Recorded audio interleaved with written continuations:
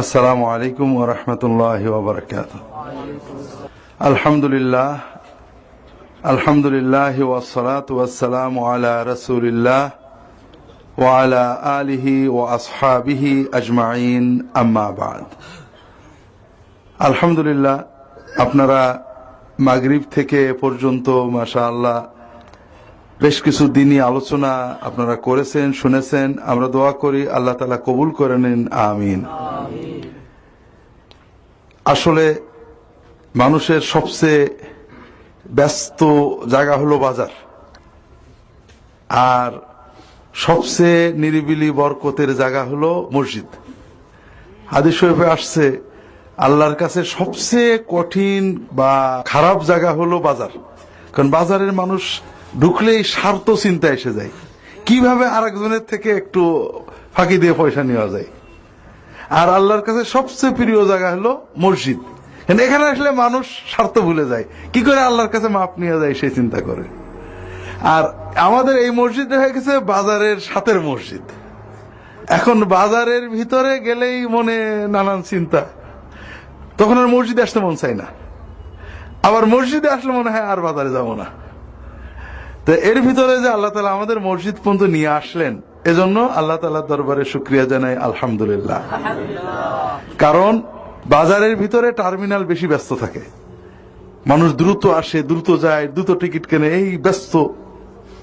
আমরা সবাই ব্যস্ত। ব্যস্ততা কেমন মনে হয় যে আমি যদি একদিন না থাকি চলবে না, আর এরকমই তো মনে হয়। প্রত্যেকেই মনে করে যে আমি যদি একদিন না থাকি আমার পরিবার চলবে না। তো সত্যি কি তাই না? আপনারা সবাই চেনেন আমাদের মৌলানা ইদ্রিস রাহিমাহুল্লাহ, বড় ভালো মানুষ ছিলেন, আমার বন্ধু মানুষ ছিলেন, ছোট ভাই। পাকশির মাদ্রাসা এক হাতে গত প্রায় 20 বছর চালাচ্ছেন, তারও বেশি। একদিনও উনি না থাকলে চলে না। পরিবার চালাইছেন একা, বউ বাচ্চারা জানেও না, বাজার ঘাট সব একা করেছেন। উনি চলে গেছেন, মাদ্রাসা চলছে না, পরিবার চলছে না, সবই চলছে। তো এই জন্য আমরা যখন বাজারে থাকি মনে হয় যে কত কাজ কত কাজ কত কাজ, কিন্তু আসলে তো যা আমরা কাজ করি অধিকাংশই আমাদের কাজে লাগে না। অধিকাংশ আপনাদের বলেছে কি নাই, মাঝে মাঝে বলি যে আমার নানি ছোটবেলায় কিছু ছড়া পড়তেন, তার একটা হলো বোকা নিয়ে। বোকা নম্বর 1 হাসে ফ্যাক ফ্যাক, বোকা নম্বর 2 পরের মাথায় বসে হুই, বোকা নম্বর 3 ঋণ করে দেয় ঋণ। এরকম কি কি অনেক পড়তেন আর কি। তাহলে বোকাদের অন্যতম হলো যে পরের মাথায়, পরের জাংলায় পুঁই শাক বসে। আপনিও বলবেন, কেউ যদি পরের জায়গায় গাছ লাগায়, কেউ যদি নিজে পুঁই শাক পরের গাছ দিয়ে দেয়, বলবো যে বোকা, খাইতে পারবে, কোনো নিশ্চয়তা নেই, গাছ লাগালো, ঠিক না?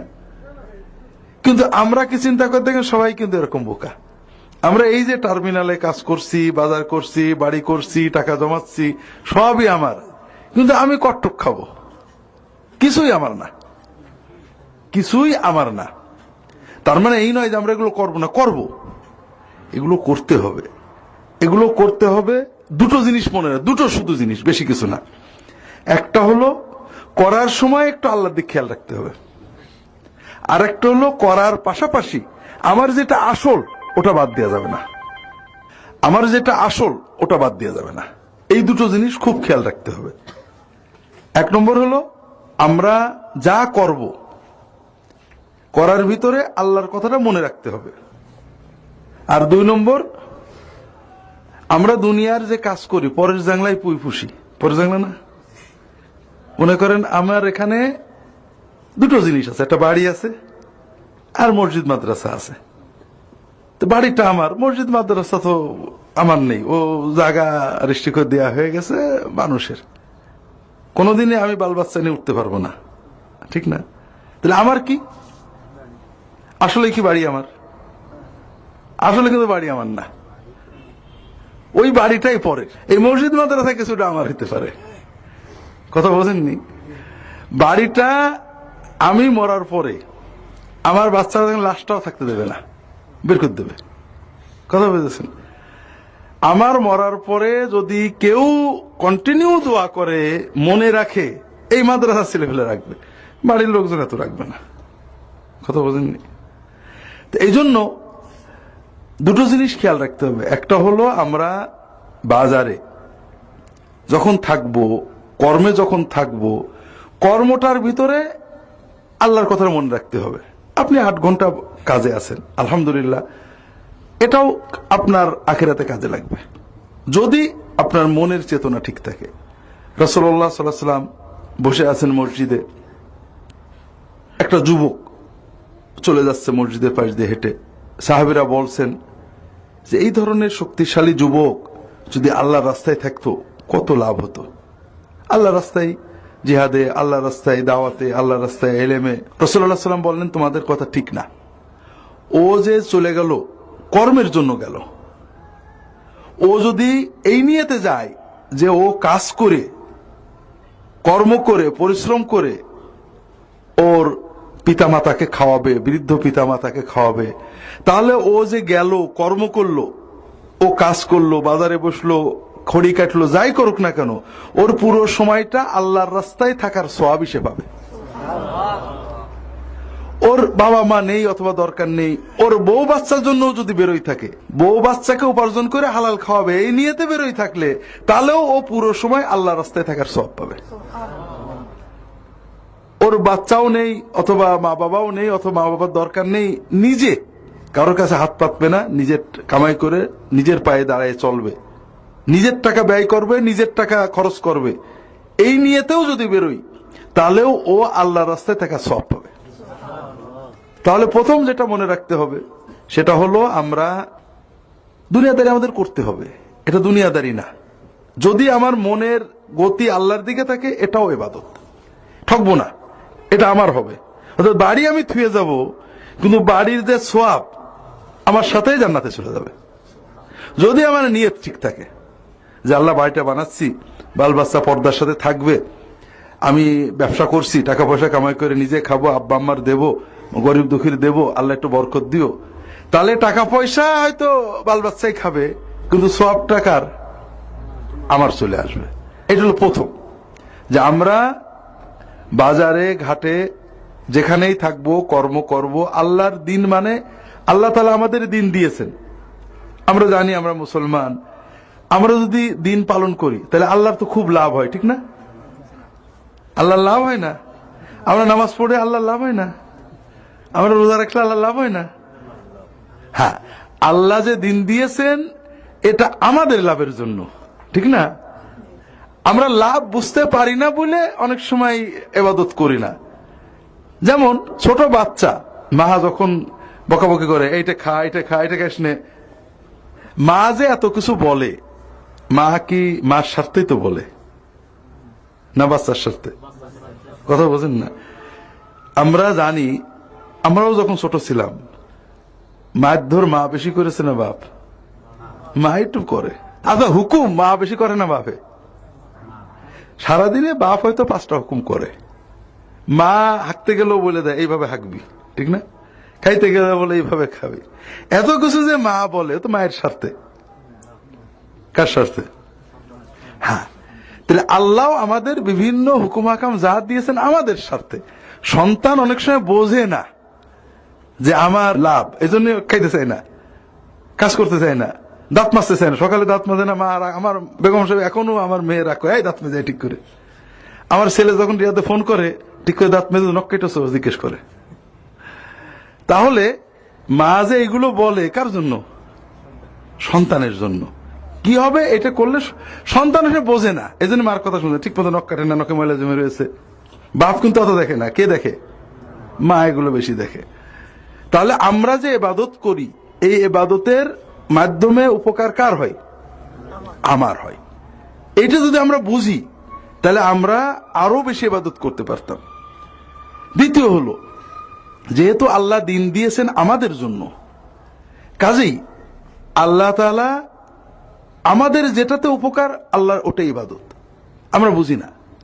একটা হলো আমরা মনে করি নামাজ রোজা ইবাদত, কিন্তু এই যে বোর সাথে কথা বলছি, ছেলের কথা, দোকানে বসে আছি, এগুলো বোধহয় দুনিয়ার কাজ, আমরা যা ইচ্ছা করবো, তা না। কিন্তু নামাজ রোজা যেমন ইবাদত, পরিবারের কাজ ইবাদত, বউর সাথে গল্প করা ইবাদত, ছেলের সাথে মসজিদে যাওয়া ইবাদত, দোকানে বসে আল্লাহর হুকুম মতো চলা ইবাদত, সবগুলো ইবাদত। সবগুলোতেই আল্লাহ তাআলা আমাদেরকে সওয়াব দেবেন। এই জন্য আপনি যদি ব্যবসাটাও করেন সুন্দর করে, দোকানে একটা লোক আসছে, আপনি ভালো কথা বললেন, তাকে ফাঁকি দিলেন না, তাকে সঠিকভাবে কথা বললেন, এটা আপনার ওই মসজিদে বসে নামাজের উপরে তাসবিহ করলে যেমন সওয়াব, এর চেয়ে বেশি সওয়াব হবে। রাসূলুল্লাহ সাল্লাল্লাহু আলাইহি ওয়াসাল্লাম বলছেন, দেখেন এইটা কিন্তু কারোর ক্ষেত্রে নেই। আত-তাজিরুস সাদুকুল আমিন, যে ব্যক্তি ব্যবসা করে, সে কাউন্টারের ব্যবসায়ী হোক আর প্লেনের ব্যবসায়ী হোক, সবই তো ব্যবসা। কাউন্টার ব্যবসা ব্যবসা না? আমি টিকিট কিনবো বিক্রি করে ব্যবসা না? দোকানের ব্যবসা ব্যবসা না? ট্রাকের, সবই ব্যবসা। রাসূলুল্লাহ সাল্লাল্লাহু আলাইহি ওয়াসাল্লাম বলছেন, আত-তাজিরুস সাদুকুল আমিন, আস-সাদিকুল আমিন, যে ব্যবসায়ী সত্য কথা বলে, মানে খেয়ানত করে না, প্রতারণা করে না। এই দুটো গুণ যার আছে, সত্য আর আমানত আদায় করে। আমানত আদায় করা, সত্য মানে আমি সত্য বলেছি, মিথ্যা বলবো না কোনো সময়। আর একটা হলো আমানত আদায় করব, যেটা দিতেছে যে ওটাই দেবো, কমও দেবো না, বেশিও দেবো না। তার যে আমানত সেটা আমি ঠিক করে দেব। এই আমানত আর সত্য, এই দুটো জিনিস যে ব্যবসার ভিতরে ধরে রাখতে পারবে, সে কিয়ামতের দিন নবীদের, শহীদ, আল্লাহর সবচেয়ে প্রিয় সিদ্দিক, তাদের সাথে এক কাতারে তার জান্নাত হয়ে যাবে। তাহলে বোঝা গেল সারা রাত তাহাজ্জুদ পড়েও কিন্তু বোঝাই দেওয়া গেল না। কিন্তু ব্যবসায় যদি আপনি দুটো জিনিস, ব্যাস, সত্য কথা, আমানত, খেয়ানত করব না, যা বলেছি তাই, তাহলে ব্যবসা ইবাদত। দুটো জিনিস, একটা হলো নিয়ত হতে হবে, আল্লাহ আমি আয় করে নিজে খরচ করব, বাপ মার দেবো, আত্মীয় স্বজনের দেবো, গরিব দুঃখের দেবো, মসজিদ, আল্লাহ একটু বরকত দিও। আর একটা হলো ব্যবসায় দুটো জিনিস ধরে রাখতে হবে, সত্য কথা বলো, মিথ্যা বলবো না। অনেকে দোকানে গেলে, ভাই এত দেখি নিছি, বা আপনার তো বলার দরকার নেই কত দেখি নিয়েছেন, আমি তো আপনার শুনতে চাইনি, খালি খালি মিছে কথা বলে গুনাহগার হবেন না। আপনি বলবেনই তো কত, ভাই আমি এরকম বেচতে পারবো না, মিটে গেল। বান্দা যখন নিয়ত করে যে আমি মিথ্যা বলবো না, আল্লাহ ব্যবস্থা করে দেন। আর বান্দা যখন নিয়ত করে একটু মিছে টিছে বলেনি, যা আল্লাহ করে করবে, ও মিথ্যা দরজা খুলে গেলে আস্তে আস্তে আস্তে আস্তে মানুষ বেশি মিথ্যা, একদিন একটা বলে, পরের দিন দুটো বলে, তখন মিথ্যাটা সহজ হয়ে যায়। এই জন্য তাহলে আমরা বুঝলাম যে আমরা যে কাজগুলো করি এগুলোও ইবাদত। তবে পাশাপাশি এর ভিতরে কয়েকটা জিনিস মনে রাখতে হবে। একটা হলো মিথ্যা বাদ দিয়ে, সত্য দিয়ে এবং বিশ্বস্ততা দিয়ে যে ব্যবসা করবে তার মর্যাদা অনেক বেশি। আবার ব্যবসায় কিন্তু বান্দার হক জড়িত। ব্যবসা মানে কি? লেন দেন। আপনি ঘরে বসে নামাজ পড়ছেন, ঘরে বসে মদ খেয়েছেন, একার। আর যখনই আপনি ব্যবসায় আসছেন, আপনার সাথে কেউ না কেউ আল্লাহর বান্দা জড়িত। আপনি যদি সত্য বলেন, বিশ্বস্ততা রাখেন, আপনি অনেক উঁচু। ঠিক এর বিপরীত, যদি মিথ্যা বলেন, আপনি মদ খেয়েছেন, আল্লাহর সাথে বান্দার সম্পর্ক, আল্লাহ এটা সহজেই মাফ করবে। মদ খেয়েছে কেউ, তাড়ি খেয়েছে কেউ, অনেক গুনাহ করেছে, কিন্তু কোনো মানুষের হক নষ্ট করেনি, ওই গুনাহটা আল্লাহ কান্নাকাটা করলে মাফ করে দেবে। কিন্তু ব্যবসা মানেই আপনার সাথে একটা না একটা মানুষের লেনদেন। আর এই লেনদেনে যদি আমি দুটো কাজ করি, একটা হলো মিথ্যা আর একটা হলো খেয়ানত, যা বললাম সেটা দিলাম না, তাহলে এই গুনাহ অনেক বেশি নিচে নিয়ে যাবে। এই অনেক হাদিসে আসছে, কেউ যদি মিথ্যা কথা বলে, শপথ করে, অথবা কোনো প্রতারণা করে কাউকে ঠগিয়ে কিছু বেচে, কিয়ামতের দিন আল্লাহ তার দিকে তাকাবেন না। রাসূলুল্লাহ সাল্লাল্লাহু আলাইহি ওয়াসাল্লাম বাজারে যেতেন, এই আমরা মনে করি মসজিদেই আমাদের দিনদারি, না, রাসূলুল্লাহ বাজারে চলে যেতেন। একবার বাজারে যে দেখেন যে মানে আমরা যখন ছোলা বেশি, চাল বেশি, ধান বেশি, পাট বেশি, ওরকম গাড়ি করে রাখা, রাসূলুল্লাহ হাত ঢুকিয়ে দিয়েছেন ভিতরে হাত দিয়ে দেখেন ভিজে, বাইরে শুকনো। কথা বোঝেননি? রাসূলুল্লাহ, কি ব্যাপার, ভিজে কেন? ইয়া রাসূল, বৃষ্টি পড়ে ভিজে গেছিল। তো ভিজেটা ভিতরে কেন, বাইরে নেই কেন? মান গাশশানা ফালাইসা মিন্না, যে আমাদের কোন ক্রেতাকে প্রতারণা করবে, খারাপ জিনিস ভালো বলে বেচবে, দোষ গোপন করে বেচবে, সে আমার উম্মত হতে পারবে না। তো কাজেই আমরা সবাই ব্যস্ত, বাজারে যারা আছেন, কাউন্টারে যারা আছেন, রাস্তায় সবাই ব্যস্ত। তারা মনে করছেন হুজুররা মসজিদে কি করছে, কথা বলছেন না? কিন্তু আসল বোকা কারা? যারা মসজিদে বসলো না, যারা বাজারে বসে থাকলো। আসল বোকা, কারণ তাদের এই কাজটা তাদের কাজে লাগছে না। আপনি যখন 1 ঘন্টা কথা শুনে যাবেন, দেখবেন মনের ভিতর থেকে ইঁদুর চলে গেছে, মনটা শান্ত লাগছে। আল্লাহর কালাম আমার জন্য না, আল্লাহর কালাম শুনলে মনে শান্তি আসে, মনটা ফ্রেশ লাগে। ওই দোকানে যে খুব টেনশন ছিল, এই 1 ঘন্টা একজন দিনই কথা শুনলে দেখবেন টেনশনটা কেটে যায়। এটা নগদ লাভ, নগদ লাভ না?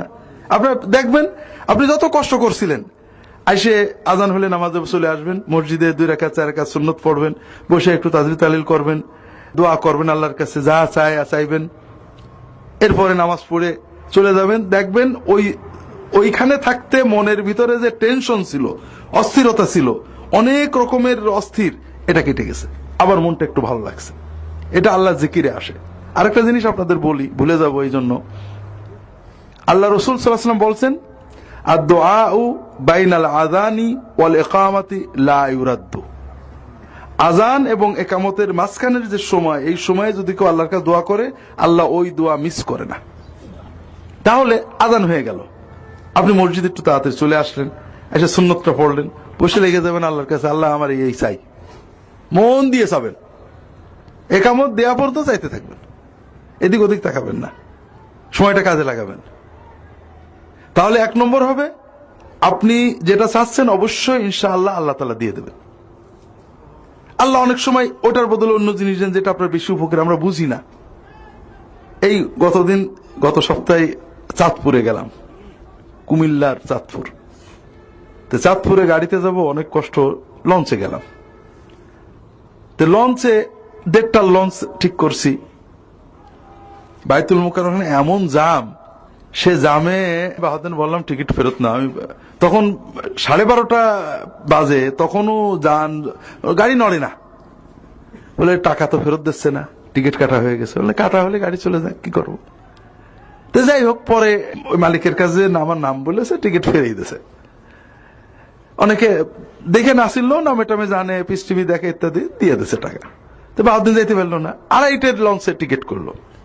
তা আমরা প্রায় অর্ধেক পথ গেছি, বাহাদিন বলছে যে দুলা ভাই, কারামতি আপনার না আমার, বুঝলাম না যে কি হয়েছে। বলে আমাদের 1.5টা লঞ্চের ইঞ্জিন নষ্ট হয়ে গেছে, এখন ওটা পানির ভিতর দাঁড়ায় আছে, আমরা আগে চলে যাবো। কথা বুঝতে পারেননি? এটা বলার উদ্দেশ্য হলো, দুনিয়া আমি একটা চাচ্ছি, ওইটাই যে আমার ভালো আমি তো জানি না, কিন্তু আমার চাইতে হবে। আল্লাহ ওইটা দেবে, নইলে ওর একটা ভালো আমার দেবে। কথা বুঝতে পারছেন না? এই জন্য আমরা মসজিদে এসে চাবো, চাওয়াই কৃপণতা করতে নেই। আল্লাহর কাছে চাইলে আল্লাহ খুশি হয়, মানুষের কাছে বারবার চাইলে মানুষ বেজার হয়, আর আল্লাহর কাছে না চাইলে আল্লাহ বেজার হন। এই জন্য আজান হয়ে গেছে, আপনি মসজিদে চলে আসছেন, অজু করে ফ্রেশ হয়ে 2-4 রাকাত সুন্নত পড়ে আপনি দোয়া করছেন আল্লাহর কাছে। তাহলে 1 নম্বর আপনি আল্লাহর কাছে সব জানাই দিলেন, এটা আপনি পেয়ে যাবেন। 2 নম্বর, এই যে আল্লাহর জিকির হলো, দোয়া হলো, মনের থেকে টেনশন চলে গেল। যে কয় মিনিট আপনি আল্লাহর কাছে দোয়া করেছেন, অন্তরে শান্তি আসছে, রহমত আসছে। এটা নামাজ থেকে বেরিয়ে গেলেই বুঝবেন যে অন্তরের ভিতরে ভালো লাগছে। 3 নম্বর, এরপরে যখন আবার দোকানে যেয়ে বসবেন, তখন ওই গুনার কাজগুলো করতে মন চাবে না। আমি আল্লাহর কাছে গেছিলাম, সে একটু ভালো চলি। তো এই জন্য ভাইরা, আল্লাহ রসুল সাল্লাল্লাহু আলাইহি ওয়াসাল্লাম আমাদেরকে বাজারে কেমন থাকতে হবে, দোকানদারি কেমন করতে হবে, এগুলো সব শিখিয়েছেন। আমরা যখন বাজারে থাকব, আমাদের একটু মনে রাখতে হবে যে এই যে কাজ আমরা করছি, এই কাজগুলো আমি জানি না আমি ভোগ করব কিনা, কাজে এমন কিছু করব না যাতে আটকা পড়তে হয়। কিছু জিনিস আছে মানুষ মজা পায়, যেমন যারা হিরোইন খায়, আপনারা হয়তো টার্মিনালে 2-4 জন জানবেনও, যখন নেয় প্রথম মজা লাগে, কিন্তু যখন অভ্যাস হয়ে যায় তখন আর মজা থাকে না, কষ্ট হয়, পাগল হয়ে যায় না নিলে। আছেন এরকম? নিচ্ছে, টাকা খরচ করছে, মায়ের মাথায় লাঠি মেরে টাকা নিচ্ছে, নেশা করছে, কিন্তু ওই নেশার সময়ের পর আবার কষ্ট লাগছে। তাই আমরা যে দুনিয়ায় যে গুনাহগুলো করি, এই রকম গুনাহ আমরা করি, অন্যায় করি, মানুষের গাল দিই, ফাঁকি দিই, ধোকা দিই, কিন্তু এতে তো আমাদের কোনো লাভ নেই, কষ্ট থেকেই যাচ্ছে, অস্থিরতা থেকেই যাচ্ছে। এই জন্য আমরা বাজারে থাকবো যদি আল্লাহর 2টো কথা মানতে পারি। একটা হলো নিয়তটা ঠিক করব যে আল্লাহ আমার যা টাকা দিবা আমি তোমার পথে কিছু ব্যয় করব।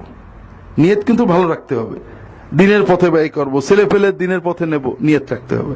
আর নিয়ত কাজও করতে হবে। এমন না আজকে আমার 20 টাকা ভালো লাভ হয়েছে, 200 টাকা লাভ হয়েছে, ভালো বেচা কেনা হয়েছে, বাকি রাখবেন না। যেমন বাজার একটু বেশি করবেন, আল্লাহর পথেও দিয়ে দেবেন সঙ্গে সঙ্গে।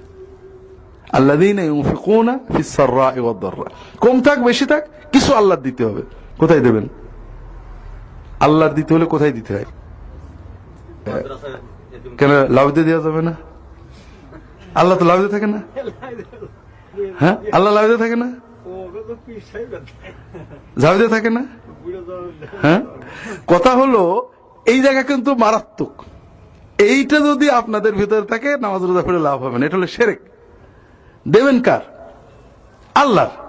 আল্লাহ লাউদেও থাকে না, ঝাউদেও থাকে না, ফুরফুরাও থাকে না, চরমনায় থাকে না, আট্টুসেও থাকে না, আজমিরেও থাকে না। আল্লাহ বলছেন আমার বান্দার কাছে আমি থাকি। কথা বুঝতে পারেননি? কাজেই আল্লাহর দিতে গেলে আর কারোর হাতে দিয়ে আল্লাহর কাছে যাবে এই চিন্তা করলে শিরক হয়ে যাবে। যেমন আপনি মার দেবেন, মার যে হাদিয়াটা দেবেন আপনি ডাইরেক্ট দিতে চান না ভাই দিয়ে দিক, ভাই তুমি মার এটা দিয়ে দিও, কোনটা চাইবেন? মার কাছে দেওয়ার একটা মজা আছে না, মা নেবে, দোয়া করে দেবে, ঠিক না? তো আল্লাহকে দিতে গেলে কোথায় দিতে হবে আল্লাহ বলে দিয়েছেন। ইয়াসআলুনাকা মাযা ইউনফিকুন কুল মা আনফাকতুম মিন খায়রিন ফালিল ওয়ালিদাইনি ওয়াল আকরাবিন ওয়াল ইয়াতামা ওয়াল মাসাকিন। আল্লাহ বলছেন যে আপনার কাছে প্রশ্ন করে মুসলমানরা কি ব্যয় করব। আল্লাহ বললেন যা ব্যয় করবা আল্লাহর পথে, প্রথম হলো পিতামাতার। প্রথম কার? বুঝেন ঠেলা? প্রথম কার? আমরা তো মনে করি প্রথম বউ, কিন্তু আল্লাহ কোন জায়গায় প্রথম বউ বলেননি। প্রথম কে? পিতামাতা। এরপরে পিতামাতা সন্তানেরাও এদের ব্যয় করতে হবে। এরপরে এতিম, বিধবা, গরিব, অসহায় এদেরকে দেবেন, আল্লাহর কাছে জমা হয়ে যাবে। খবরদার মরা মানুষের দেবেন না। মরা মানুষের দিলে শেষ। জেতা মানুষের দেবেন, মরা মানুষের আমরা দিই না। হুজুর মরে কবরে শুয়ে আছে, আমি টাকা দিয়ে আসলাম, হুজুরের অ্যাকাউন্টে যাবে নাকি? হ্যাঁ, কারা পাবে? বাটপাররা পাবে, হুজুর পাবে না। হুজুরের কাছে দিতে গেলে কবরের ভিতর হুজুর হাতে দিয়ে আসতে হবে। কিন্তু কাজেই যা আয় করবেন অবশ্যই সংসারে ব্যয় করবেন, পাশাপাশি আল্লাহর দেবেন। তবে আল্লাহর দিলে কোথায় দিতে হবে আল্লাহ নিজে বলে দিয়েছেন। আল্লাহ কোথাও বলেননি মাজারে পীর সাহেব হুজুরদের দিতে হবে। আল্লাহ বলেছেন নিজের পিতামাতার দিতে হবে, নিজে এতিমদের দিতে হবে, বউ ছেলে পেলে দিতে হবে, গরিবদের দিতে হবে, দিনের কাজে দিতে হবে। মাদ্রাসায় দেবেন, এতিমখানায় দেবেন, মসজিদে দেবেন, গরিব বিধবা, গ্রামে যারা বিধবা চিকিৎসা করতে তাদের দেবেন। আমাদের বড় অদ্ভুত পদভ্যাস, রোগী চিকিৎসা না করে মরে যায় কেউ দেয় না, কিন্তু মরার পরে কাফন কেনার টাকা সবাই দেয়, খানার টাকা দেয়, আছে না? না। আপনি জেতা থাকতে ওর একটা টাকা দিলে অনেক সব। কারণ রাসূলুল্লাহ বলেছেন কেউ যদি রুগী দেখতে যায় তাহলে 70,000 ফেরেশতা তার জন্য দোয়া করে। কারণ জীবিত মানুষ অসুস্থতা দেখতে গেছেন, তার মনটা ভালো লাগে। মরা মানুষ জানাজা পড়বেন, দাফন হয়ে যাবে, ব্যাস, তার জন্য দোয়া করবেন। এই জন্য একটু ভালো আয় হয়েছে, আল্লাহ এই মাসে আমি ইনশাল্লাহ আমার মা রেটে দেবো, ভাইয়ের রেটে দেবো, ভাবির রেটে দেবো, বোনের রেটে দেবো, আকরাবিন অর্থাৎ যারা রক্ত সম্পর্কের আত্মীয় তাদের দিতে হবে, এদের ভিতর যারা গরিব দুঃখী অসহায় তাদের দিতে হবে। এতে আল্লাহ সবচেয়ে খুশি হন। এই জন্য এটা করতে হবে। বউ বাচ্চা দিতে হবে। আপনি বউয়ের জন্য শাড়ি কিনেছেন, এটাও সদকা হিসেবে আল্লাহর কাছে জমা হয়ে যাবে। বাচ্চার জন্য কাপড় কিনেছেন, এটাও সদকা হিসেবে আল্লাহর কাছে জমা হয়ে যাবে। তবে সবগুলো শুধু বউরই দেবেন, শুধু ছেলের দেবেন, মা বাবার দেবেন না। আগে কিন্তু আল্লাহ মা বাবার নাম দিয়েছেন, কাজেই মা বাবাকে সবসময় আগের লিস্টে রাখতে হবে। দ্বিতীয় হলো যে আয়টা আমরা করব, একটা হলো নিয়ত ভালো রাখতে হবে, চেষ্টা করতে হবে, আল্লাহর কাছে সাহায্য চাইতে হবে। যেভাবে আয় করব এর ভিতরে যেন হারাম না ঢুকে এই জন্য চেষ্টা করতে হবে। হারাম ঢুকলে লাভ হয় না, হারাম টাকায় কোনো বরকত নেই, হালালে সব বরকত। সবচেয়ে বড় কথা ভাই, আমরা যারা সাধারণ মানুষ হারাম আয় করে কিন্তু আমরা দুনিয়ার সবচেয়ে বড় লোক হতে পারবো না, ঠিক না? পারবে কারা? রাজনৈতিক নেতারা, বড় বড় আমলা, বড় বড় ব্যবসায়ীর নাম বলবো না, তাদের এত টাকা আছে যে টাকার কোনো শেষ নেই, ঠিক না? তারা নাই দুনিয়ায় ফুর্তি করুক, আখেরাতে দুদকে গেল। আমরা দুনিয়াতেও কষ্ট করবো, আখেরাতে দুদকে যাবো, এটা লস না? আমরা হারাম করে কয় টাকা আয় করবো? বেশি তো না, ফুরিয়ে যাবে। এই জন্য আমরা উপার্জন যেন হারাম না হয় এদিকে সবার খেয়াল রাখতে হবে। যদি আমরা আমাদের লেনদেনে সত্য কথা আর আমানত রাখতে পারি, ইনশাআল্লাহ নফল নামাজ না পড়েও, নফল রোজা না রেখেও, শবে বরাত না করে, শবে কদর না করে শুধু ফরজ ইবাদত আদায় করবেন আর ব্যবসায় সত্য কথা আর আমানত রক্ষা করবেন, ইনশাআল্লাহ কিয়ামতে আল্লাহর নবী, সিদ্দিক, সালেহীন, শুহাদাদের সাথে আপনাদের জান্নাত হয়ে যাবে। আরেকটা জিনিস বলছিলাম যে আমাদের এই যে লেনদেন ব্যবসা বাণিজ্য করি এটা সবই ইবাদত হবে, তবে এর ফাঁকে ফাঁকে আল্লাহর সাথে সম্পর্কটা ভালো রাখতে হবে। রাসূলুল্লাহ সাল্লাল্লাহু আলাইহি ওয়াসাল্লামের সাহাবী, আমরা সিরাতুন নবী, মিলাদুন নবী, রাসূলের জন্ম, রাসূলের জীবনী, এগুলো নিয়ে আমরা আলোচনা করব। রাসূলুল্লাহ সাল্লাল্লাহু আলাইহি ওয়াসাল্লাম জীবন দেখেন। রাসূলুল্লাহ সাল্লাল্লাহু আলাইহি ওয়াসাল্লাম যখন ছোট ছিলেন কর্ম করতেন। 8, 10, 12, 14 বছর বয়সে উনি কি করতেন? ছাগল চড়াতেন পয়সা নিয়ে, বেতনে। কাজেই কিশোরদের জন্য অবসর থাকলে কাজ করা, গ্যারেজে কাজ করা, এগুলোই নবীর সুন্নাহ। যখন একটু বড় হলেন ব্যবসা করতেন, চাচার সাথে ব্যবসা করতে সিরিয়া গেছেন। যখন আরেকটু বড় হলেন চাকরি আর ব্যবসা করতেন। তাহলে রাসূলুল্লাহ সাল্লাল্লাহু আলাইহি ওয়াসাল্লামের সুন্নাত হলো কর্ম করো, কর্ম করো, কর্ম করো, আয় করো, নিজের পায়ে দাও, মানুষের দাও। রাসূলুল্লাহ সাল্লাল্লাহু আলাইহি ওয়াসাল্লাম যখন দ্বীনের দাওয়াত দিলেন, নবী হলেন 40 বছর বয়সে। রাসূলুল্লাহ সাল্লাল্লাহু আলাইহি ওয়াসাল্লামের নবী হওয়ার পরে প্রথম যারা ঈমান আনছিলেন, প্রথম খাদিজা, তার স্ত্রী, এরপরে তার চাকর কৃতদাস যায়েদ ইবনে হারেসা, তার সাথে আলী ইবনে আবি তালেব, তিনজনই ঘরের লোক। এরপরে আবু বকর, 4 জন। এরপরে আব্দুর রহমান ইবনে আউফ, জুবাইর ইবনে আওয়াম, তালহা, ওসমান, এরা সবাই কয়েকটা জিনিস ছিল। এরা ছিলেন তরুণ, অল্প বয়স, কারোর বয়স 8, কারোর বয়স 12, কারোর বয়স 14, কারোর বয়স 20, বুড়ো ধারা না, সবাই যৌন। 2 নম্বর, এরা ইসলাম গ্রহণ করার পরে যে কাজ করেছেন, রাসূলুল্লাহ সাল্লাল্লাহু আলাইহি ওয়াসাল্লামের সাথে থেকেছেন। যেমন মনে করেন আব্দুর রহমান ইবনে আউফ। আব্দুর রহমান ইবনে আউফ ঠিক প্রথম যে কয়জন ঈমান এনেছেন তাদের অন্যতম। নবীজি নবুয়তের দাওয়াত দেওয়ার পরপর ঈমান এনেছেন। এরপরে যখন কাফেররা খুব অত্যাচার করলো, হিজরত করে আফ্রিকায় চলে গেছেন, আবিসিনিয়া, ইথিওপিয়া। সেখান থেকে আবার চলে আসছেন। কিভাবে আসছেন? মুসলমানদের উপর যখন খুব অত্যাচার হলো, আব্দুর রহমান ইবনে আউফ এবং আরো বেশ কিছু মুসলমান হিজরত করে চলে গেলেন আবিসিনিয়ায়। এর ভিতরে মক্কা একটা ঘটনা ঘটে। ঘটনাটা কি? মক্কার লোকেরা রাসূলুল্লাহ সাল্লাল্লাহু আলাইহি ওয়াসাল্লাম কিন্তু মানত না ওই সময়। আবু তালেব বেঁচে ছিলেন, মুহাম্মদ সাল্লাল্লাহু আলাইহি ওয়াসাল্লামের গায়ে হাত দিত না, তাকে দাওয়াত দিতে বাধা দিত, আর অন্যদের গায়ে হাত দিত। তার কোরআন তেলাওয়াত করতে দিত না, পড়তে দিত না, দাওয়াত দিতে দিত না। হঠাৎ রাসূলুল্লাহ সাল্লাল্লাহু আলাইহি ওয়াসাল্লাম সুযোগ খুঁজে খুঁজে, কাবা ঘরের পাশে আরবের লোকেরা কাবা ঘরের ভক্ত ছিল। আরবের লোকেরা যে আল্লাহর ভক্ত ছিল আপনারা সবাই জানেন তো, তারা কিন্তু ইমানদার ছিল, আল্লাহ মানত, আল্লাহর ইবাদত করত, তবে শিরিক করত। তো রাসূলুল্লাহ সাল্লাল্লাহু আলাইহি ওয়াসাল্লাম যে কারোর কিছু না, হঠাৎ যেই কোরআন তেলাওয়াত শুরু করে দিয়েছেন, সূরা নাজম পড়া শুরু করে দিয়েছেন। কোরআন তেলাওয়াতের এত তাসির, সবাই মন দিয়ে শুনে, কেউ কোনো কথা বলতে পারছে না। রাসূলুল্লাহ কোরআন পড়েই যাচ্ছেন, পড়েই যাচ্ছেন। ওর ভিতরে লাতের কথা আছে, মানাতের কথা আছে, তার যে ঠিক না, আল্লাহর ইবাদত করতে হবে, আল্লাহ পড়েই যাচ্ছেন, পড়েই যাচ্ছেন। পড়ে শেষে, সেই সূরা নাজমের শেষে আল্লাহ সেজদা করতে বলেছেন, নবীজি সেজদা করেছেন। ওই যারা সেখানে ছিল সবাই সাথে সাথে সেজদা করে দিয়েছেন।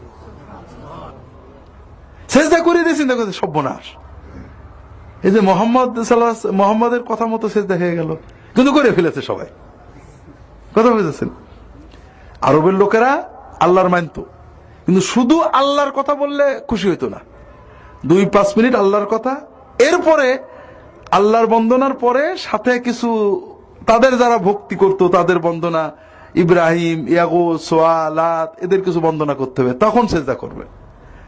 এজন্য আল্লাহ বলেছেন, যখন তুমি শুধু আল্লাহর কথা বলো ওদের মন খারাপ লাগে।